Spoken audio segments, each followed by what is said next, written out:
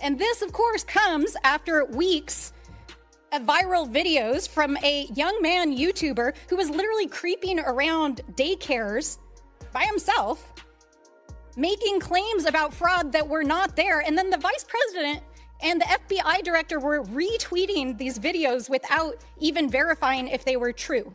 So we're not accusing people of being xenophobic and racist. They are being xenophobic and racist, including the president of the United States. And I want to say, for one, that I stand with the Somali and the immigrant community standing here today. Well, we just had one of my Democrat colleagues said these are just opinions. You know, are these guys donating money back to Democrats? Yes, they are.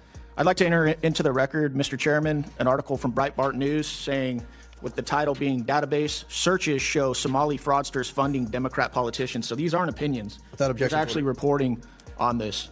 And are you just hearing from Republicans on this, or are Democrat constituents like, oh my God, I'm struggling to put my kids in school, struggling to make ends meet, and my tax dollars are being robbed by people, and then they're sending it all over the place, and this is complete fraud. What is going on, and why hasn't anything been done about it?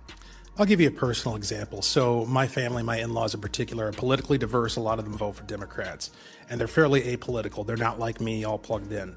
And so I kind of use them as a bellwether for what the people are thinking. Across the board, everybody is upset about this fraud. And I'm guessing when you guys bring this up, whether it's to the Waltz administration, whether it's to the AG, the number one thing that comes back at you is you're a racist, you're a white supremacist, or you're an Islamophobe. As we've seen Governor Waltz now trying to answer for these questions, he's doing it at the national level. Do you guys hear the same thing at the state level as well? Yes, absolutely. They always pivot to the divisive. As I stated in my opening statement, it's diversion, right? We're going to talk about personalities. We're going to talk about partisan politics. We're going to find some way to get people yelling at each other rather than looking at the problem. Or, like you've heard my colleagues do on this panel, it's Donald Trump, baby. Yep. It's all about Donald Trump, right? The old pivot. We're not going to talk about what's going on in Somalia and not going to talk about what's going on in Minnesota with this massive fraud scandal. We're going to talk about Donald Trump. With my remaining seconds, can we play the video I have, Mr. Chairman? horta aad iyo aadaan ugu faraxsanahay in maanta safaari aan soo gaarnay sida dadka badan ay u og yihiin ciyaalkeena yaryar ilaa iyo number la eg 20 milyan oo ciyaal iskooley ah waxay cuntadooda ka helaan iskoolka kaliya marka waxaan fursad u helnay in aan sharci soo gudbino oo la dhahayo Meals Act oo u fududeynayo in waqtigaanay pandemic aan ku jirno oo dhalinyarada iskoolka aynan joogin oo guryahooda ay joogaan aynan gaajoonin oo familkoodi wili ay fursad u helaan in cunto ay helaan oo meelo qaarkood laga qaybinayo ay cuntada ka soo qaadan karaan marka aadaan ugu mahadcelinaya safari in ay tahay meelaha sayti oo diyaarinooyo cunto maalin kasto dhalinyarada ciyaalkii iyo familkoodina ku taakuleynayo cuntada sayti maalintii kaliya safari waxay cunto siisaa 2300 oo ciyaal ah iyo familkooda taas waa mid muhiim ah sida aad u ogtihiin dhalinyaro badan gaajo ku nool wadankaanayti ama familkooda fursad u helin in quraac qada iyo casho ay siiso marka in qadadaasaytii ay meel ka helaan aaday u muhiimsan tahay bishaan ramadaanka oo familiyaalkeena badan iyagoo aan shaqo haysanin iyagoo aan taakulayn kale helaynin in aynan ka walwalin ciyaalkooda yaryar sidii ay qada ku siin lahaayeen waa muhiim marka waxaan u mahadcelinayaa safari oo kaleete iyo dadka badan oo maalin ilaahay keeno fursad u qaata in ay u volunteer gareeyaan oo ay taakuleeyaan familiyaalka One thing that is so alarming is the reporting that many of these fraudulent companies are then donating the stolen money back to the same Democrats that are protecting them and advocate for these very programs. Is that correct, Mr. Hudson? I would agree with that statement. Well, we just had one of my Democrat colleagues said these are just opinions. You know, are these guys donating money back to Democrats? Yes, they are. I'd like to enter into the record, Mr. Chairman, an article from Breitbart News saying, with the title being Database Searches Show Somali Fraudsters Funding Democrat Politicians. So these aren't opinions. Without objection. There's actually reporting on this. Are you guys aware? You guys are elected officials in Minnesota, right?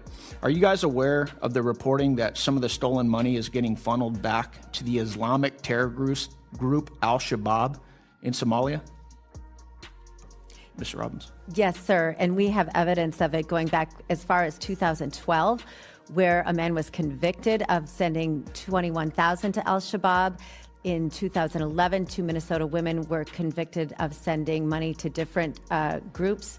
Someone else, we have multiple references of how the Al-Shabaab takes a cut when the money gets to Somalia through the Hawala network. So I think there's ample evidence on this and federal convictions. Yeah, that's outrageous. During the hearing, Democratic members argued that allegations surrounding Somali-linked fraud networks were rooted in xenophobia and misinformation. They cited viral videos from an independent YouTuber who investigated daycare and food assistance programs, claiming those videos were unverified and irresponsibly amplified by national figures. However, when questioned directly, Minnesota officials acknowledged that fraud concerns are not limited to Republican voters. According to testimony, constituents across the political spectrum, including Democratic and apolitical families, have expressed frustration over taxpayer funds being misused while working families struggled to afford basic necessities. Witnesses stated that when these issues are raised with state leadership, the response often shifts away from the allegations themselves. Instead, critics are labeled racist, Islamophobic, or politically motivated, effectively ending discussion of the underlying financial misconduct. Representative Crane then entered video evidence into the record related to the 10 Million Meals Pandemic Program, which was intended to provide food assistance during COVID lockdowns. The footage outlined how shell organizations allegedly exploited emergency funding with limited oversight. More significantly, testimony confirmed that some individuals connected to these fraudulent operations donated money to Democratic political campaigns. When asked directly whether stolen funds were being funneled back into political coffers, the answer from Minnesota officials was unambiguous. Yes. Crane also referenced reporting indicating that portions of misappropriated funds were routed overseas through informal money transfer systems, including cases where federal convictions already exist. Witnesses cited documented examples dating back more than a decade involving money sent to Al-Shabaab through the Hawala network, with multiple prosecutions confirming the practice. Despite these records, Democratic members characterized the allegations as opinions, even as documented court cases, donation databases, and investigative reporting were entered into the congressional record. The broader issue raised was not immigration or charity, but accountability. Emergency aid programs created during the pandemic operated with minimal safeguards, and according to testimony, political leaders benefited financially while avoiding scrutiny by reframing criticism as bigotry. The hearing underscored a pattern. Diversion replaces investigation and labeling replaces reform. Meanwhile, taxpayers are left funding systems that repeatedly fail basic oversight standards. This issue is not going away. As more records surface and more officials go on the record, accountability will remain a defining question moving into the next election cycle. If you want continued coverage of hearings like this and the documents behind them, like the video, subscribe, and share it with someone who still believes this is just politics. तो hello guys, welcome back and आज फिर से दिखाएंगे trading, live trading करेंगे तुम्हारे सामने, ठीक है।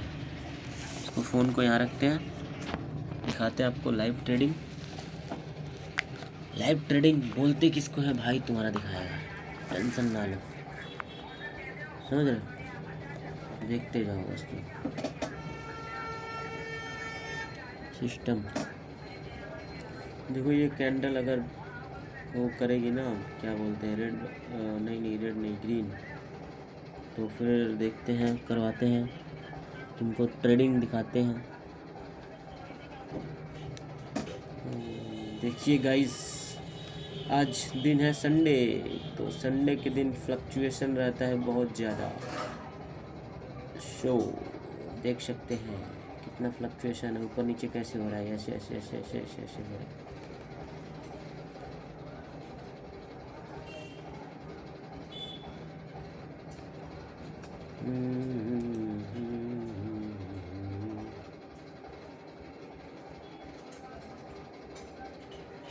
देखो नीचे का है ना मार्केट, तो नीचे का मार्केट है तो इसने एक बनाया ये, फिर अब इसके नीचे ये मार्केट जाएगा, जो मैंने ये लाइन दी है इसके नीचे अगर ये मार्केट जाएगा तब हमारा एक ट्रेड बनेगा, समझ रहे हो।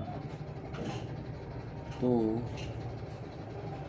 वेट करते हैं और क्या कर सकते हैं, या फिर कुछ दूसरा पेयर देखते हैं। BRL देखते हैं, इसमें भी क्या सिस्टम चल रहा है। नीचे में है सिस्टम, एक इसमें ये दिया, नहीं यहाँ नहीं है, यहाँ भी नहीं, देन नहीं, कुछ भी नहीं है इसमें। BDT देखते हैं, BDT मार्केट का ऊपर जा रहा है नीचे आ रहा है। ओके दोस्तों, यहाँ भी ट्रेड नहीं है अपना।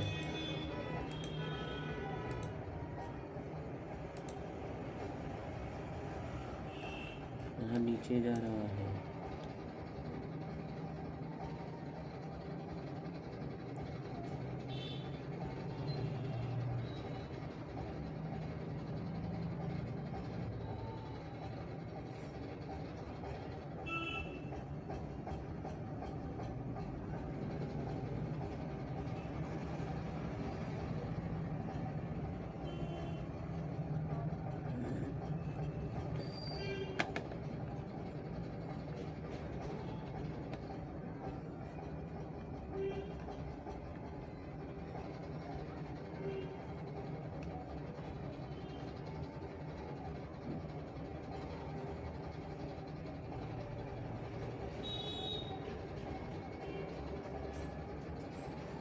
इसमें क्या कर सकते हैं अपन। ट्रेड नहीं आ रहा है दोस्तों, समय दो, आएगा आएगा, नहीं तो जाएगा का। अरे बाबा,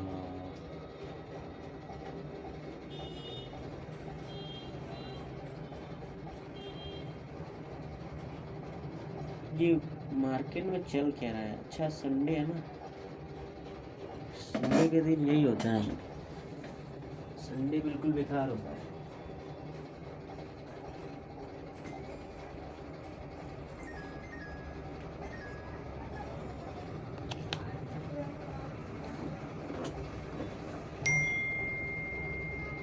संडे का क्या बताएं यार, देख रहे हो कुछ समझ में नहीं आ रहा है सिस्टम। अपन एक काम करते हैं, इस पे काम करते हैं, दूसरे पेयर पे। यार ये पेयर तो बेकार है बिल्कुल।